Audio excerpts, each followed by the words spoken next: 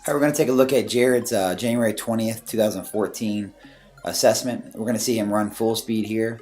You can tell he's actually had a little bit of training by some of the movements he makes, but there's definitely some things that we need to work on going forward.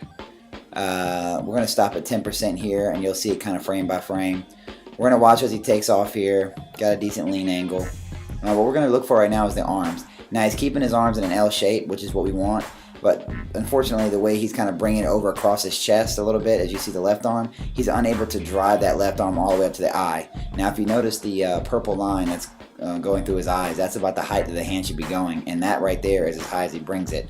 Now, his right arm, he actually brings a little higher, but his left, he leaves it way down. So we need to make sure that both arms are going all the way up to the eye to make sure that we maximize his momentum going forward with the upper body. We're going to take him forward a little further here. We're going to stop him about 7 yards. And we're going to take a look at a little bit of the upper body, but also the lower body. Now, if you notice his shoulders, he's actually kind of bringing it up to his ear, kind of shrugging them. And then if you notice, the left shoulder is back and the right shoulder is forward.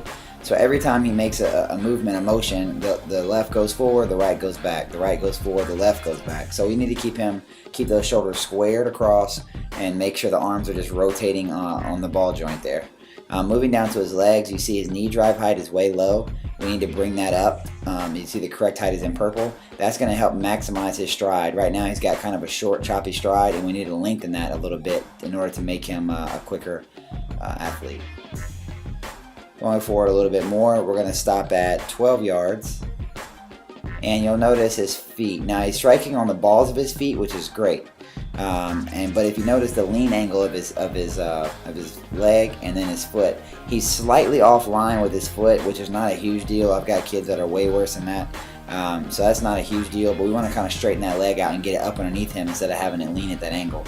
That puts a lot of pressure on the knee, ankle, and the hip area, and also kind of creates the running in 2 feet in one line, which you don't want. Left leg needs to stay under the left leg, right under the right, etc. We're going to take a look at his explosive power here. He jumps at 19, which is pretty good. You'll see how he loads up the legs. We got to teach him some techniques here that'll help him out and actually get a few more inches. But he jumps at 19 here, which is not bad.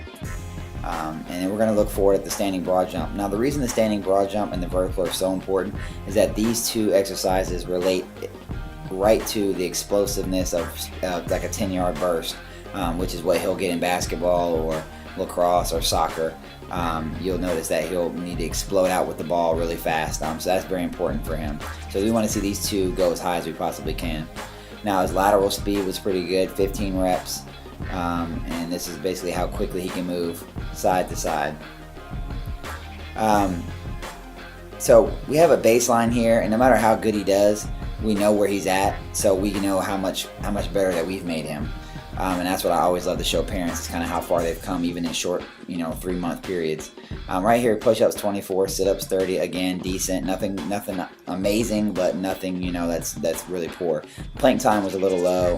One leg squats was low, and then we want to see that 10-20 come down substantially.